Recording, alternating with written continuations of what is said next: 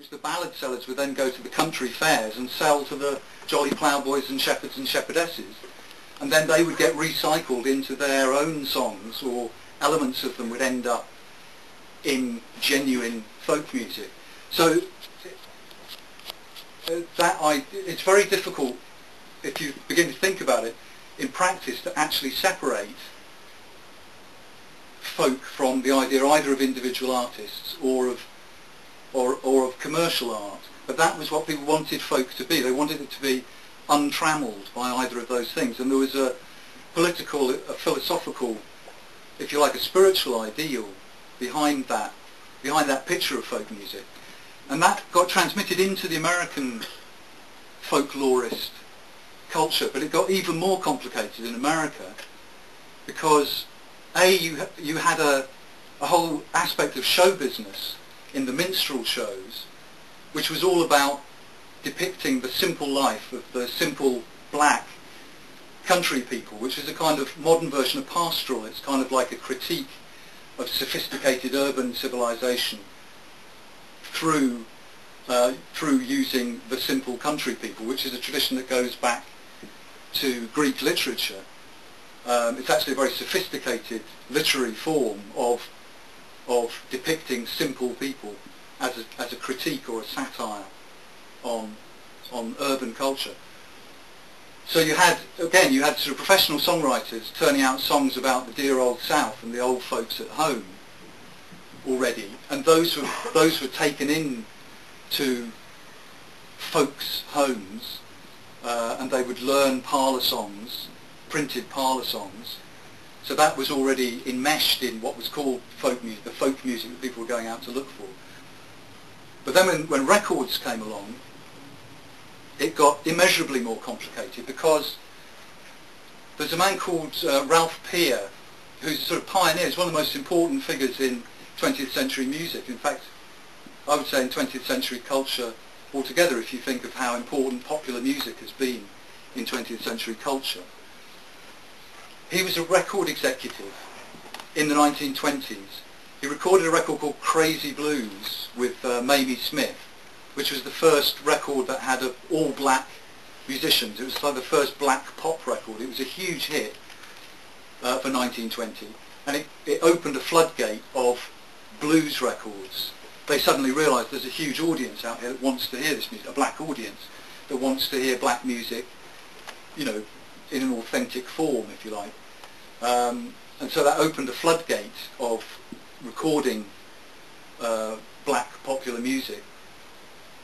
As if that wasn't enough, he then, in 1927, discovered the two acts who are regarded as the founders of country music, which is Jimmy Rogers and the Carter family. He discovered them both within the same week in 1927 in a town in Bristol, Tennessee, called Bristol, Tennessee. But Peer was a very astute man. In some ways, he's a hero. I mean, he had a lot of initiative, a lot of intuition about music. He had quite a lot of courage. He put his own personal fortune on the line in pursuing his business ideas. But lest we heroise him too much, I should say that his word for the black musicians he worked with was niggers. And he said of Jimmy Rogers, he was above average intelligence for a hillbilly. I think Jimmy Rogers is one of the great artists of the 20th century myself. But Peer had the acumen to realise that the money was not in the records, it was in the songs.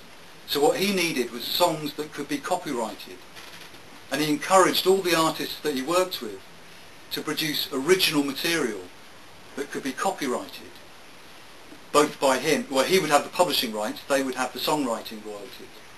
So someone like A.P. Carter, most of the Carter family songs are credited to A.P. Carter. Carter went out and collected songs from all around him in the mountains of Tennessee, put them into forms where they would make 2 to 3 minute records, and copyrighted them. Now some of them he did write himself, some of them he constructed out of various materials. So they're a combination of both. They are a reflection, they're regarded as a kind of storehouse of southern mountain music. But they've all been shaped by A.P. Carter. So Peer encouraged his artists to be original, creative, individual artists in exactly the kind of way that the folk scholars wouldn't want them to be. So all of those records that were recorded in the 20s all had this thrust, this impetus behind them for the artists to be original. And that could well have shaped, for example, the blues, which seems a very dominant form in black popular music. But that's because they wanted songwriters, and the bluesman, blueswoman, who created original blues was what they were looking for. That doesn't necessarily reflect what the sort of popular traditional culture of black music was like. It was, it's a distorting magnifying glass, if you like, on popular culture. So there we have all the sort of records of the 20s. In the 1950s, a man called Harry Smith put together 3 double LPs, which were called an anthology of American folk music, which were all made of 78s from the 20s up to about the time of the crash. And in fact, he deliberately chose records that had been hits, the most commercial records, because he regarded that as a sign that they were genuinely popular and therefore genuinely folk music.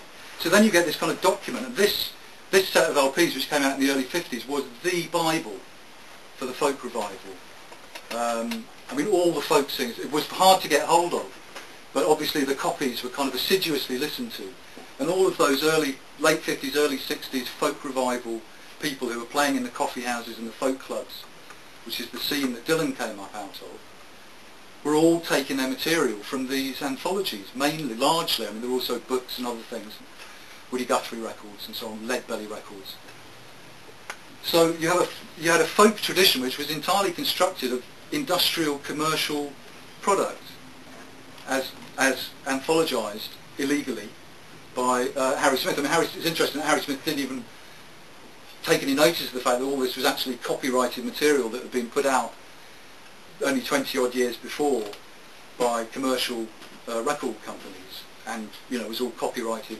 The songs were all copyrighted. He just bunged them on an LP and put them out. And the other thing about those LPs and that idea of the folk tradition, calling that an anthology of American folk music, was that folk, if you like, should be from a place, from a particular community. It should be, it should be transmitted among a particular community. Here you've got a collection which has come from all over the United States, all black and white, all different kinds of traditions, and they're all put together, and they say this is American folk music. This great kind of kaleidoscope, this patchwork quilt of different kinds of music is the American folk tradition. So then the revivalists come along, and they sort of root themselves in this synthetic tradition. And that's what I think is interesting about Dylan, because Dylan, I think, saw a Bob Dylan-shaped hole in the middle of that culture, and he went and filled it. It was like, what if you were an individual who embodied all of that tradition, all of that non-traditional tradition, as though it was a tradition?